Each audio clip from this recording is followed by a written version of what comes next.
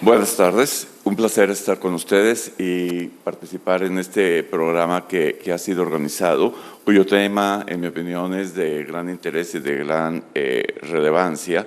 Y si bien ustedes han estado esta mañana analizando el tema referente a la aplicación de normas para llevar a cabo asociaciones entre firmas de abogados o bien para que abogados ejerzan en países extranjeros, yo creo que independientemente de cuál sea el modelo que en un momento dado una firma utilice, tiene que estar muy consciente de cuáles son los retos que hoy en día tienen las firmas de abogados y cuáles son los retos que presenta el sector de los servicios legales.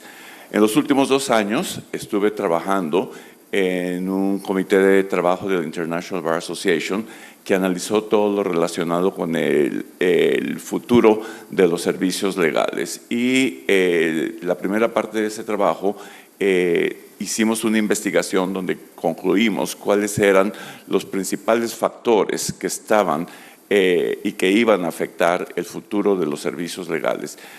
Se identificaron 7 factores, pero yo estoy aquí trayendo y haciendo referencia únicamente a 4 de ellos. Nuevas formas de creación de valor, que eso está total y absolutamente relacionado en cuanto a la relación cliente-firma. Las expectativas del cliente en cuanto a obtener valor agregado de los servicios que recibe de sus abogados. La segunda está muy relacionada con innovación y desarrollos tecnológicos. Yo creo que es una realidad que hoy en día las firmas no pueden negar sobre la presión que existe en el sector derivado de todos los desarrollos tecnológicos y por ende la necesidad que tienen las firmas de innovar.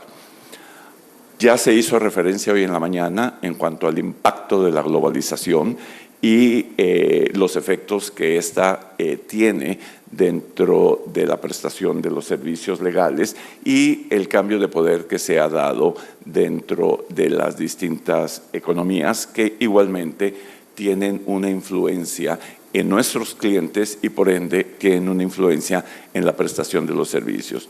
Y finalmente, la disparidad de habilidades y la necesidad de hacer una reforma en la educación legal. Vamos a analizar dentro de la presentación que hoy en día los abogados no cuentan con las herramientas que deben de tener para realmente prestar los servicios que el cliente está esperando. Entonces, es evidente que la globalización, el empoderamiento de los clientes, el desarrollo de las nuevas tecnologías, las nuevas generaciones y otros factores definitivamente han modificado el marco bajo el cual se prestan los servicios legales.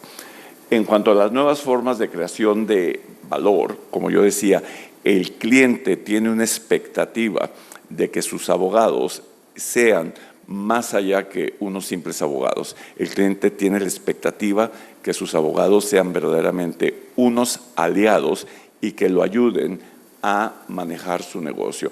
No tiene definitivamente hoy en día el interés de recibir una opinión legal donde le indica lo que puede hacer, lo que no puede hacer. Al contrario, quiere recibir una opinión de un abogado que conoce su negocio, que conoce la industria dentro de la cual está desarrollando sus actividades comerciales o industriales y que le diga lo que puede hacer y cómo lo puede hacer.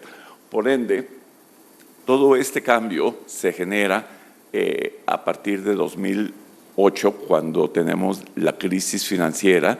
Hay un cambio radical. Los clientes toman el poder en la compra de los servicios legales, por ende, las firmas pierden ese poder. Los clientes tienen una serie de necesidades y expectativas que consideran que no están satisfechas. Cada vez hay mayores exigencias los marcos dentro de los cuales los clientes desarrollan sus negocios adquieren una mayor complejidad y por ende requieren de un servicio mucho más especializado. Además, las consultorías jurídicas se han ido sofisticando. Hoy en día las consultorías jurídicas han crecido enormemente, han hecho tremendas inversiones en todo lo que son desarrollos tecnológicos y las empresas, las consultorías jurídicas y por ende el consultor tiene la expectativa que sus abogados estén al mismo nivel y no necesariamente ese es el caso. Y al final del día vemos que todo este proceso ha llevado que las ineficiencias que normalmente las firmas trasladaban a sus clientes, hoy en día las absorben las propias firmas. Y estamos muy conscientes de ellos cuando escuchamos comentarios de firmas que dicen que cuando trabajan con un modelo de honorarios CAP, muchas veces salen perdiendo, pero realmente salen perdiendo porque pretenden continuar prestando los servicios de la misma manera que siempre lo han hecho. Y no están conscientes que tienen que introducir una serie de cambios, empezando por llevar un debido control y una debida gerencia de los proyectos que manejan para los clientes. Por lo tanto, hay una presión muy grande hoy en día dentro del sector sobre el modelo tradicional de la firma. Como lo dije, el cliente hoy en día busca y quiere una relación clara y transparente. Se deben entender cuáles son las necesidades del cliente. Los clientes consideran que hay una brecha muy grande entre las expectativas que ellos tienen y los servicios que le prestan que reciben de sus abogados. Y una de las razones por la cual existe esa brecha es porque definitivamente para el abogado es muy difícil cambiar. El abogado pretende seguir y la firma pretende seguir prestando los servicios como tradicionalmente los han prestado por una sencilla razón, porque al final del día sigue habiendo un volumen de negocios que les justifica y consideran que no tienen la necesidad de introducir ningún cambio y no están conscientes de las expectativas que el cliente tiene y las razones por las cuales el cliente los tiene. El cliente se está moviendo, y lo vamos a ver ahora, hoy en día, en un ambiente que por sus siglas en inglés es VUCA, que le genera muchísima presión para competir dentro del sector donde están desarrollando sus actividades y esperan que sus clientes, que sus abogados reaccionen a ello y los acompañen desarrollando una serie de nuevas prácticas y una serie de especialidades. Pero repito, el abogado, es resistente al cambio. Y una de las razones por las cuales el abogado es resistente al cambio es porque así fue formado, así fue educado, de trabajar en una forma individual, de desarrollar sus propias opiniones, sus propios criterios y no está definitivamente abierto a considerar factores externos que los puedan llevar a cambiar su modelo. Además, existen mayores competencias. Hoy en día, en nuestros países, de México hasta la Argentina, tenemos una serie de firmas internacionales que se han establecido.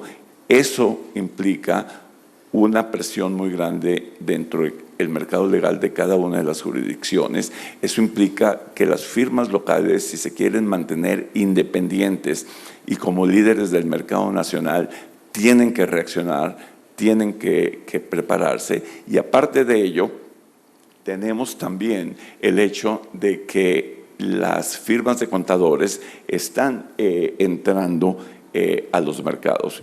Y el mejor ejemplo lo tienen aquí en Costa Rica, donde ya una de las firmas de contadores tomó el control de una de las principales firmas regionales de Centroamérica. Y eso va a seguir porque hoy en día el marco regulatorio y las economías son más propicias para que las firmas sigan desarrollando sus, pues yo no les llamaría departamentos de servicios legales, sus firmas de servicios legales. Si ven en día que hoy por hoy Ernst & Young tiene más de 1,200 abogados, entonces pueden estar clarísimos que cuál es el motivo y cuál es la razón de ser. Todo esto lleva a que se tiene que reconfigurar los servicios legales y se tiene que trabajar en el desarrollo, evidentemente, que siempre ha sido de la experticia, porque es la formación legal que recibimos en la universidad para ser abogados. Pero hoy en día eso no es suficiente, definitivamente.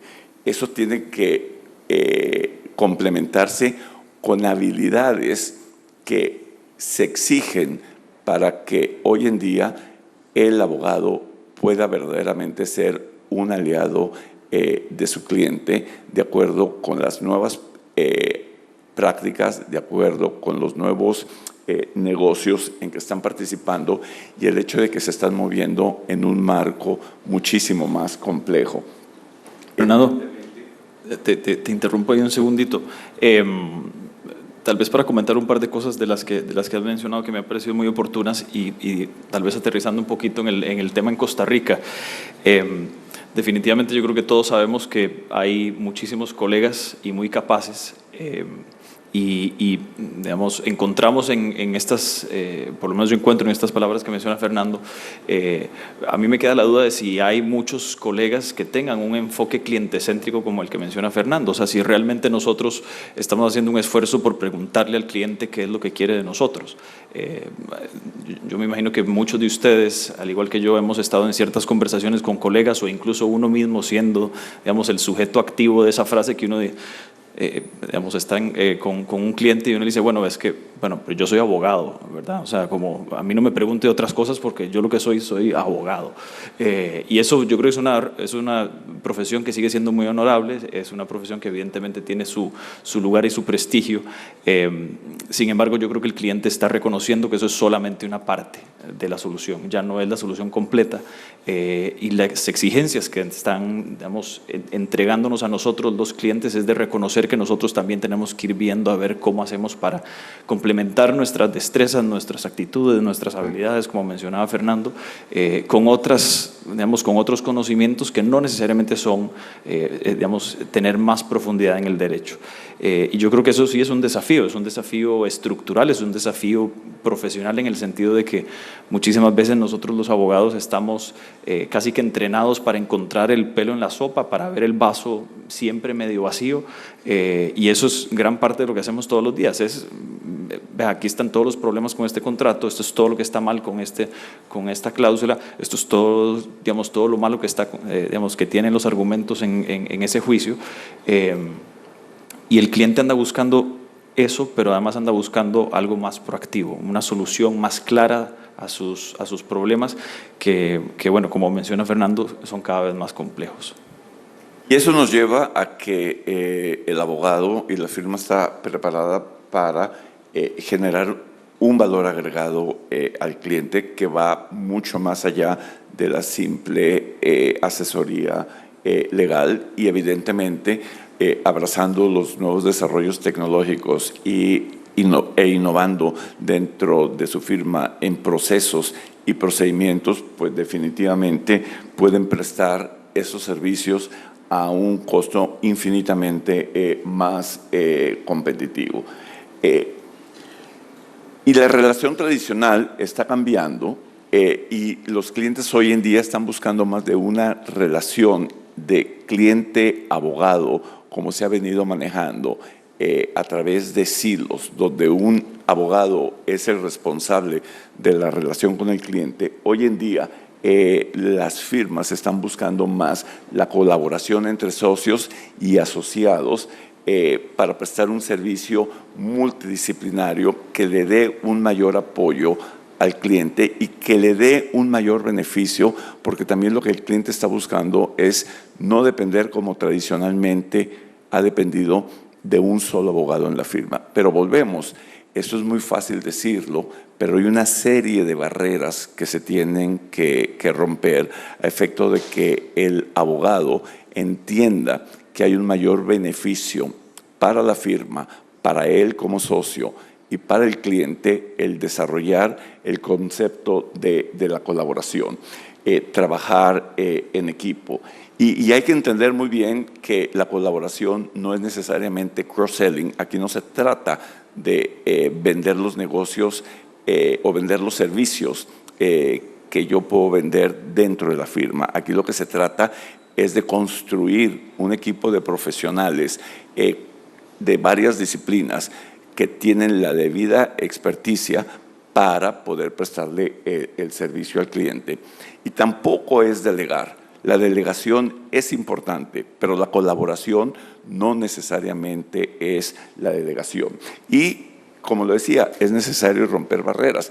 Y todo esto forma parte de un estudio que liderizó una profesora de Harvard, Heidi Gardner, que hizo una investigación muy profunda sobre la colaboración y el impacto de la colaboración, y después de haber entrevistado a más de 300 firmas y consultores jurídicos en distintas partes del mundo, se llega a la conclusión que este es el modelo donde las firmas deberían enfocarse para trabajar. Y ella misma la dice, al inicio es sumamente difícil por esas barreras que se tienen que romper. Al inicio hay un costo muy elevado para implementarlo, pero conforme se va implementando, el costo va bajando y la utilidad va creciendo. Y definitivamente también se tiene que ver como una herramienta para desarrollar y retener talento.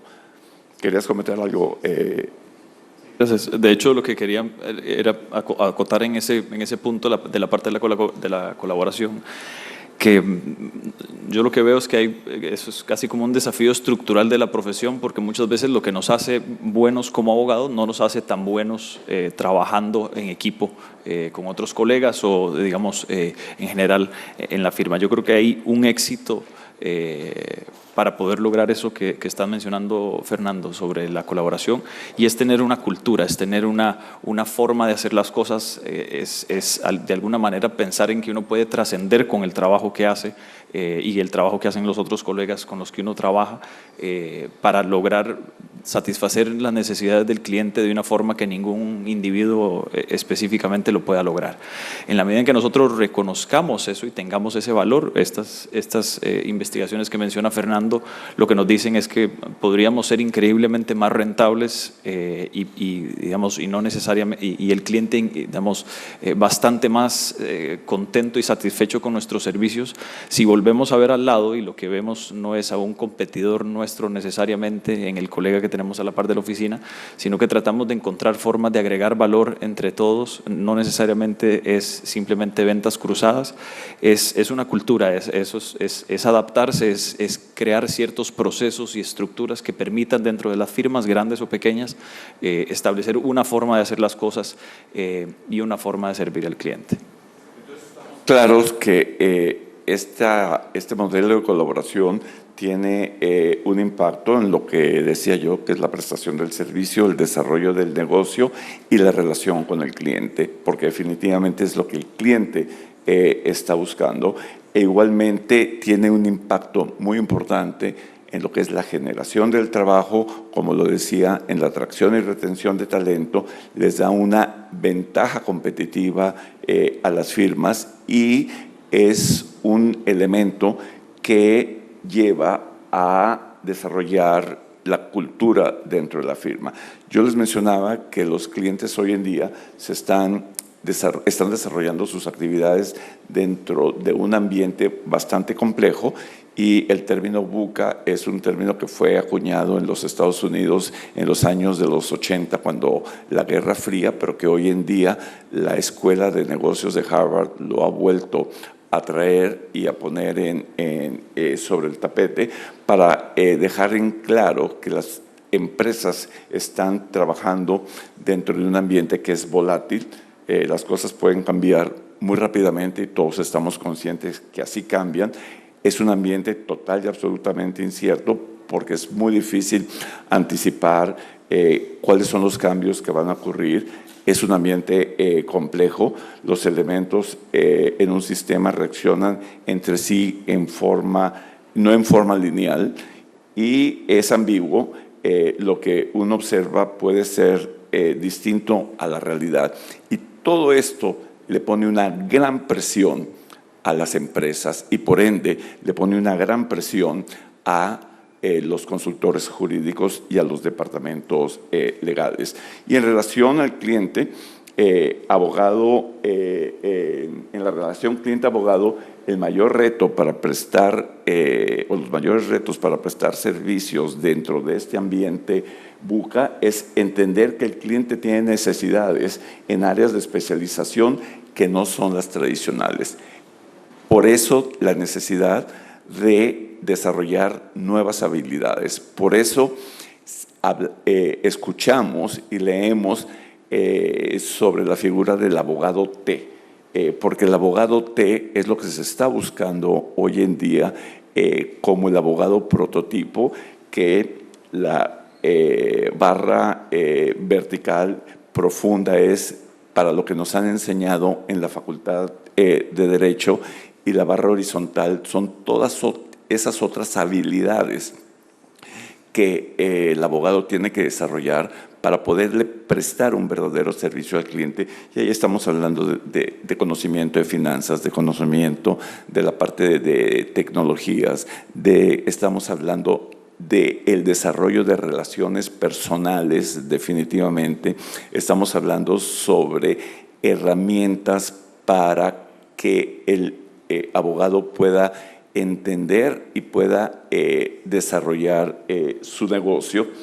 Y como lo mencionaba, existe una brecha de expectativas y es únicamente trabajando en todos estos temas que estamos haciendo mención, Mariano y yo, que los abogados van a poder ir reduciendo esa brecha y prestarle a sus clientes el servicio que esperan.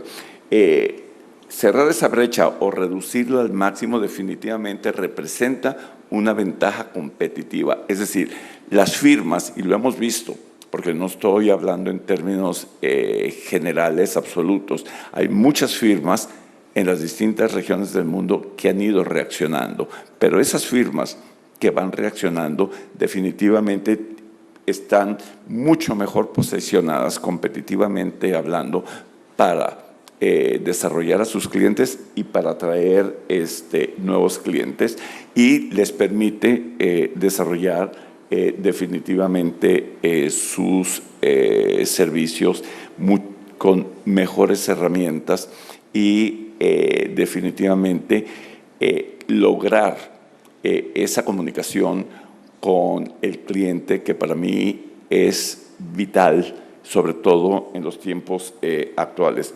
Mariano, no sé si tú quieras entrar a desarrollar esta parte de atracción y retención.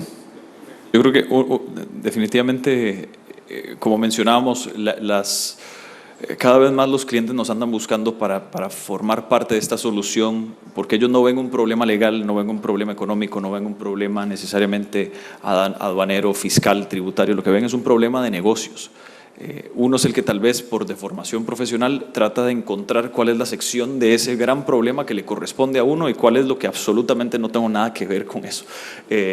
Cuando muchísimas veces, como les digo, yo creo que, y cada vez más lo he visto en mi práctica, el cliente espera que uno trate de abarcar toda la solución, manteniendo las distancias y sin expectativas, digamos, mayores a las que se puede pedir. Definitivamente ya no somos la solución completa, no basta con ser buenos abogados, como decía Fernando, y yo creo que hay una oportunidad para todos nosotros, los que nos graduamos y nos incorporamos al colegio en el siglo XX. La clave es mantenerse vigente, es decir, no podemos pensar que lo que hizo a nuestros colegas exitosos en 1970 o en el 80 o en el 90, nos va a hacer a nosotros exitosos del 2020 en adelante. Y eso tiene que ver muchísimo con la generación de capacidades multidisciplinarias, como mencionaba Fernando, es decir, tener componentes importantes. Los retos probablemente más importantes que se están viendo en las firmas tiene que ver también con cómo hacer para homogeneizar el proceso de desarrollo profesional de las personas que trabajan en la firma, cómo es que yo me voy desarrollando, hay una expectativa de desarrollo profesional que es importante, y también los clientes están por otro lado esperando que, si bien quieren una relación personal cercana y de confianza, lo que andan buscando es que también si alguno de nosotros que tiene esa relación cercana y de confianza se va de viaje, está enfermo, o acaba de tener un bebé, pues por supuesto que alguien más lo atienda, y eso tiene que ver mucho con la evolución de un modelo más o menos, digamos, familiar o cercano en la gestión de la firma a un modelo muchísimo más institucional, donde hay política, donde hay procesos, donde hay sistemas, donde todos, con esa colaboración que mencionaba Fernando, nos atajamos y nos acompañamos en el proceso para que el cliente nunca sufra de ningún bache en el servicio. Otro de los temas, no sé si quieres pasar la filmina, tiene que ver con estas nuevas generaciones que están en la profesión. Y antes de darle la palabra a Fernando, una de las cosas que quería decir con respecto a esto de las generaciones es que, por lo menos para mí, y no sé si eso es porque soy millennial o no, para mí ser millennial o no ser millennial, o digamos de qué generación es uno, es bastante irrelevante. Lo que yo creo que hay que reconocer es que probablemente ninguno de nosotros quisiera trabajar o espera trabajar como trabajaban los bisabuelos de nosotros, ni los abuelos, ni a veces los papás o las mamás. Entonces yo creo que en ese sentido no podemos pensar, ni pretender, ni aspirar a que las generaciones que vengan abajo de nosotros quieran trabajar y quieran desarrollarse profesionalmente exactamente en el mismo modelo que nosotros queramos. Entonces, atender esas necesidades, atender esas diferencias, la convivencia de múltiples generaciones en una misma firma es importante. Definitivamente, sobre este tema, los dos puntos que estamos subrayando es precisamente que los milenios ha sido uno de los retos más importantes dentro del sector de los servicios legales. Es una generación que vino a cambiar las culturas de las firmas, tienen un perfil y tienen una forma de trabajar y tienen unas expectativas que son total y absolutamente distintas a las expectativas de las formas de trabajar que tradicionalmente existieron en las firmas. Ellos vinieron a romper el modelo, generó la necesidad de entenderlos, ven la profesión de una manera distinta. La inmensa mayoría de ellos no tienen interés en ser necesariamente socios de la firma, viven enfocados a la inmediatez, tanto en la parte de aprendizaje, en la parte económica. Ellos quieren tener una retroalimentación inmediata de si lo están haciendo bien, si lo están haciendo mal. Cambió completamente el modelo de mentoring en las firmas. No les interesa tener un mentor, les interesa trabajar con los líderes de la firma y aprender de los líderes de la firma. Y eso ha llevado a lo que decía Mariano. Hoy en día, por otros factores también de la longevidad y de que las firmas han ido retrasando o modificando las fechas de retiro, hoy en día tenemos a 4 generaciones trabajando bajo un mismo techo, y es un elemento adicional para que las firmas puedan coordinar los intereses de estas 4 generaciones, que son radicalmente distintas, para prestarle el mejor servicio al cliente. Entonces, el otro tema en el que yo me quiero enfocar en cuanto a atracción y retención de talento es en la forma, en la parte de formar y motivar a los socios, porque tradicionalmente la visión era que una vez que un abogado llegaba socio, la firma no tenía absolutamente obligación alguna de formar un socio. Había llegado a socio por sus méritos, se le habían reconocido, y de ahí en adelante era su responsabilidad desarrollarse y demostrarle a la firma que no se habían equivocado. Y el modelo tradicional ha sido siempre el que al socio se le evalúa al final del ejercicio de acuerdo con el modelo de compensación que tiene la firma. Pero hoy en día, por todo lo que estamos analizando, las realidades son otras. Las firmas tienen una mayor exigencia hacia los socios. Las firmas quieren que los socios generen negocio, que los socios produzcan y por ende se les tiene que pedir que elaboren sus planes con metas y objetivos muy precisos para entender qué es lo que van a aportar a la firma. Esto ha llevado definitivamente a la revisión de los modelos de compensación y lo vemos en firmas en el Reino Unido que son, por así decirlo, las principales firmas que han manejado el lockstep cerrado, donde han introducido una serie de cambios a efecto de reconocer el aporte que hacen determinados socios, desarrollando distintas modificaciones a esos modelos de compensación para reconocerles, ya sea a través de bonos de producción, ya sea a través de otros mecanismos e incluso para frenar a muchos socios dentro de esos modelos que llamábamos la escalera mecánica, que al no estar produciendo les ponen un parado, por así decirlo, y los dejan en lo que llaman ellos unas puertas, unos gates, a efecto de que trabajen y desarrollen y puedan seguir con su carrera. Pero en todos los modelos, porque existen modelos de compensación como firmas existen en el mundo, estamos clarísimos. Y cada firma le agrega un elemento a su modelo, pero todas ellas se están centrando a que el socio tiene que producir, tiene que generar, tiene que ser parte del motor que apoya a la firma en el desarrollo del negocio. Y por lo tanto, eso se debe al nivel de competencias que se han desarrollado dentro del sector, firmas locales más agresivas, firmas regionales, firmas internacionales y las firmas de contadores. Como le decía, hay nuevas formas de creación de valor donde el cliente está exigiendo que quiere ver un valor agregado en la prestación del servicio. Si lo vemos, y muchos de ustedes trabajan con firmas, con compañías internacionales, las compañías internacionales han ido reduciendo su panel de firmas globales con las cuales trabajan.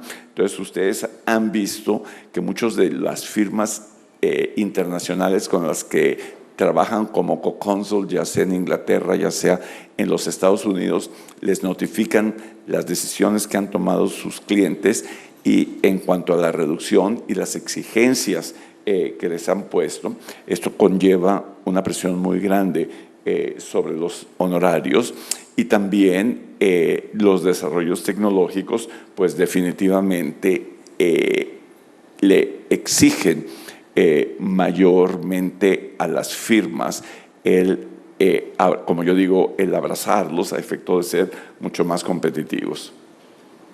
En eso, Fernando, yo quisiera apuntar un par de cosas. Lo primero es que creo que vivimos en un proceso y algo que has mencionado mucho, pero tal vez no con la palabra específica, es cambio.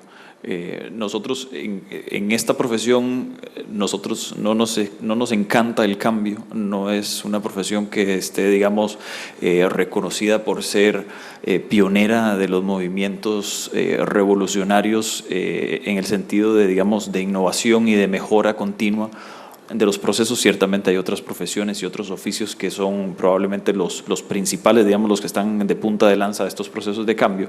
Y a los abogados nos toca tratar digamos, de navegar esa marea y de mantener el barco a flote, porque simplemente muchos de nosotros nos cuesta el cambio en general, nos cuesta lidiar con gente que no quiere trabajar como uno quiere trabajar, nos cuesta entender cómo un cliente quiere algo que uno no le está ofreciendo, y nos cuesta también reconocer que en este mundo o en este momento no es necesariamente una vez llegado a la cúspide de una organización que uno puede relajarse.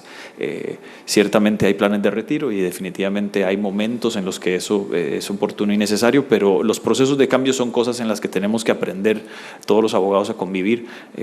La capacidad que nosotros tengamos de adaptarnos al cambio, de predecir ese cambio, de anticiparnos a ese cambio, por donde sea que venga, sea un cambio regulatorio, como lo mencionaba en el panel anterior, sea un cambio generacional, sea un cambio en las expectativas del cliente. Estamos hablando de cosas que no necesariamente estamos entrenados y estamos educados, digamos, como para mantener muy a flote. El último tema que vamos a tratar, Mariana y yo, es entendiendo la innovación en el sector legal. Sobre la innovación, tenemos que estar claros que la tecnología y el derecho no han ido de la mano y aún no van de la mano, fundamentalmente porque lo que decía, el abogado es reticente al cambio. Si lo que estoy haciendo lo estoy haciendo bien y me paga, ¿para qué lo voy a cambiar? No entiende claramente la necesidad de mejorar los procesos. Normalmente el abogado es reactivo, responde a una necesidad, no es proactivo para ver hacia dónde va el mercado, y esa es una de las grandes diferencias que las firmas de abogados en general tienen con las firmas de contadores. Las firmas de contadores están muy claras dónde están y hacia dónde van y cómo quieren llegar, y la firma de abogados está muy concentrada al fin del cierre del ejercicio para ver cuál fue el resultado del año, cuánto va a haber para repartirnos, y muchas veces incluso las inversiones que tienen que hacer en desarrollos tecnológicos son sacrificadas porque están muy claros que va a tener un impacto en la distribución de utilidades a final del ejercicio. Y eso es un problema que tradicionalmente tienen las firmas de abogados. Y como yo lo decía, no estoy hablando de todas en general, hay sus honrosas excepciones, pero ese es uno de los principales problemas. Sobre el sector legal, no hay tradición de mejoras continuas, y si vemos, una de las razones por las cuales no hay tradición de mejoras continuas es porque en América Latina no existe la educación legal continua. Nos vamos de México hasta la Argentina y ningún país exige a los abogados la necesidad de que tengan una educación legal continua. Se reciben de abogados, obtienen su título, salen a ejercer, y aquellos que se siguen desarrollando es por su inquietud propia. Y son muy pocas las firmas que invierten, lamentablemente, en la formación de sus profesionales. Entonces, al no haber esa cultura, no hay tradición en el sector legal latinoamericano de mejoras. Entonces, por eso les es más difícil el cambio. La mayoría del trabajo se sigue realizando, como yo le decía, como lo hacíamos, si nos va bien, si nos pagan bien, si al final del año tenemos suficiente para repartirnos, ¿cuál es la necesidad de que yo cambie? Y definitivamente esto no se ajusta a las mejores prácticas, ni mucho menos, y se aferran a sus procedimientos tradicionales.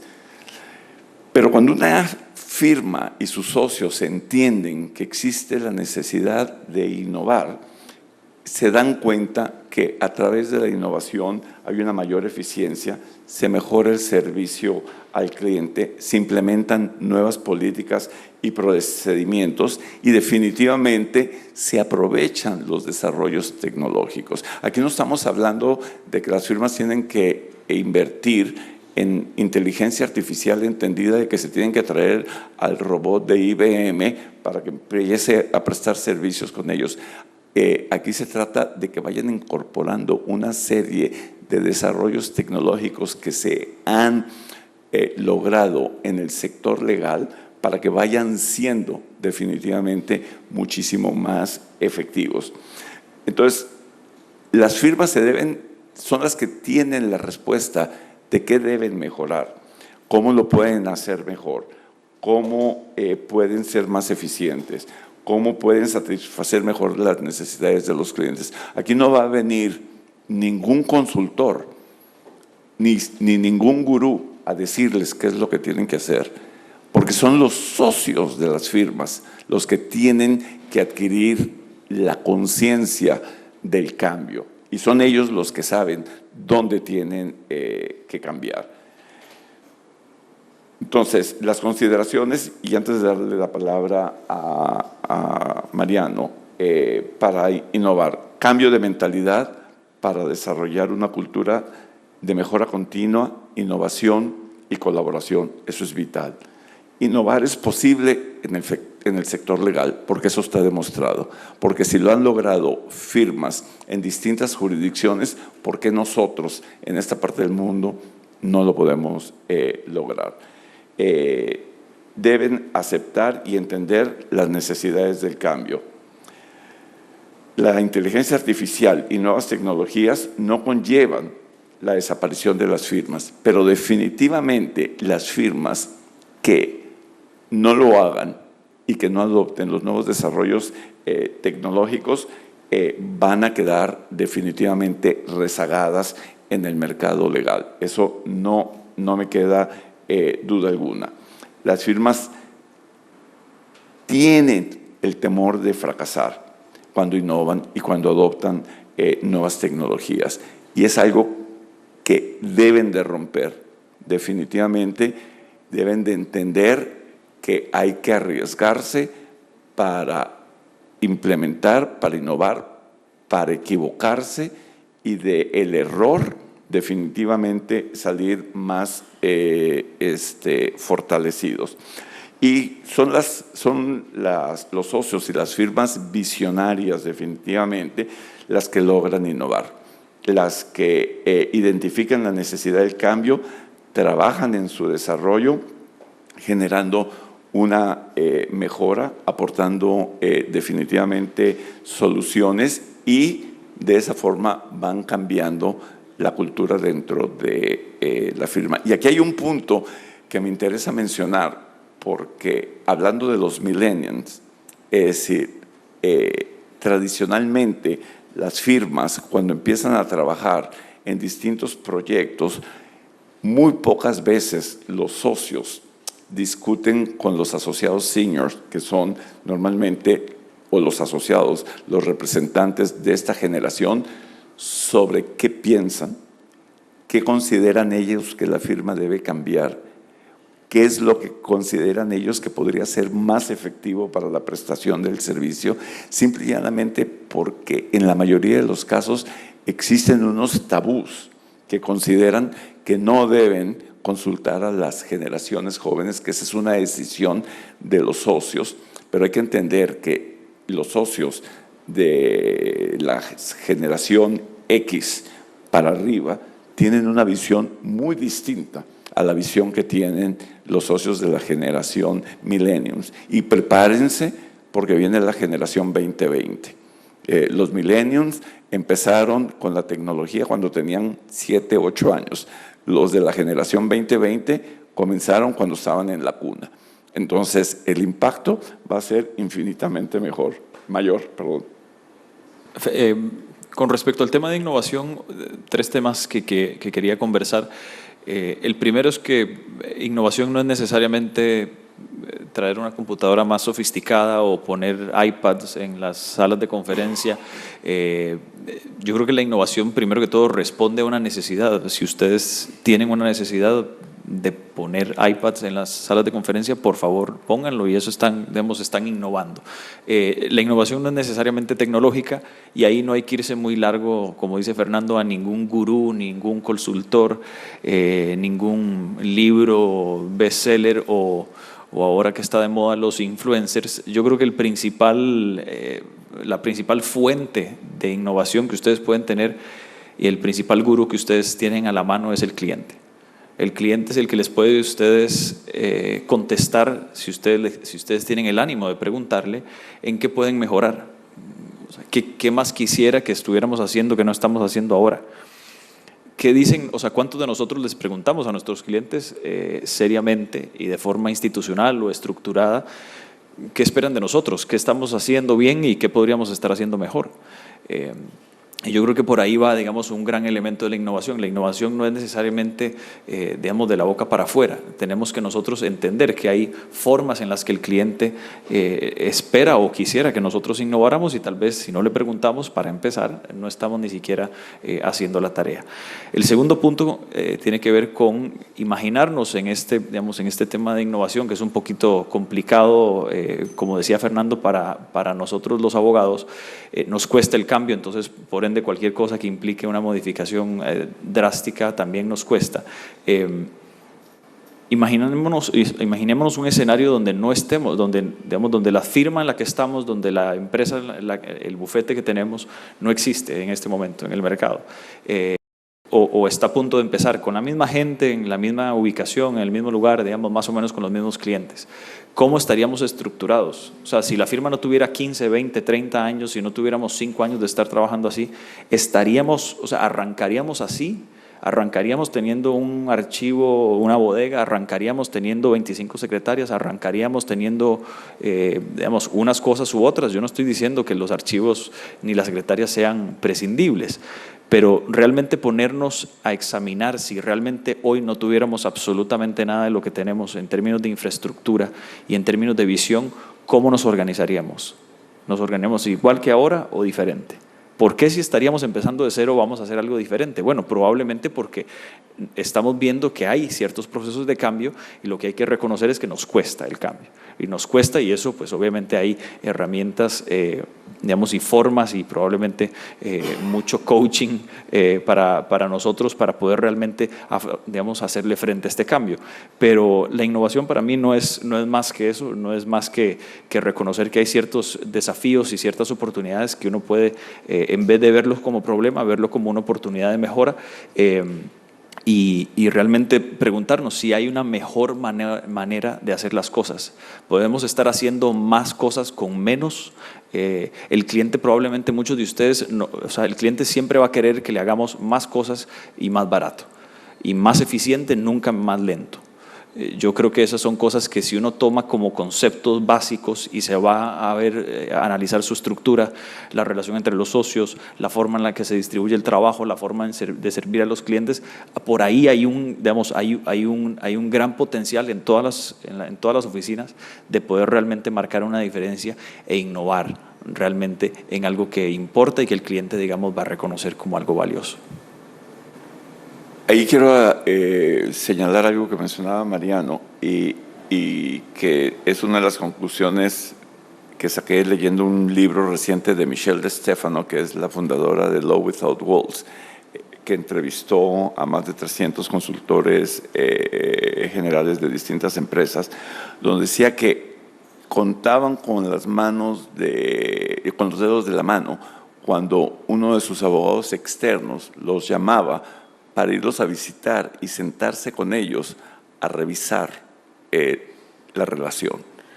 Las veces que un abogado llamaba después de que cerraban una transacción y le pedían al cliente que lo recibiera para hacer un análisis y ver cuáles habían sido las fortalezas que había tenido la firma y las debilidades que había tenido la firma para modificarlas.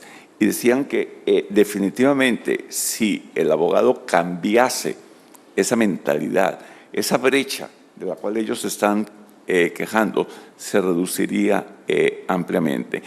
Pero el abogado sigue y el viernes pasado conversaba yo con el General Counsel de Spotify y me decía, siguen en gran medida los abogados visitando para vender sus servicios, para decir que son una alternativa, que qué buenos son y que sería la decisión correcta si los contratamos. Pero realmente eso no es lo que a nosotros nos interesa. Yo creo que cuando uno va a ver a un cliente, no debe ir a venderle.